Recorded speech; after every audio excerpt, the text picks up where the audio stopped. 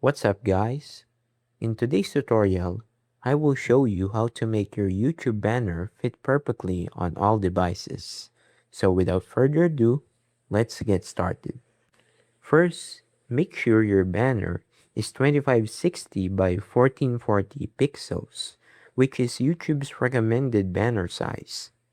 Next, keep all of your important content such as your YouTube channel name, logo, and tagline inside the safe area, which measures 1546 by 423 pixels. This is the only part that's guaranteed to appear correctly on TVs, desktops, tablets, and mobile devices. Think of your banner in three sections.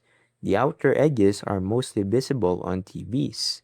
The middle area appears on desktop, while the center safe area is visible on every device. Before uploading your banner, double-check that all important text and graphics stay inside the safe area to avoid them being cropped on smaller areas or smaller screens. And that's it. That's how you can make your YouTube banner fit on all devices. If this tutorial helped you, don't forget to leave a like and subscribe. And I'll see you guys in the next one. Peace.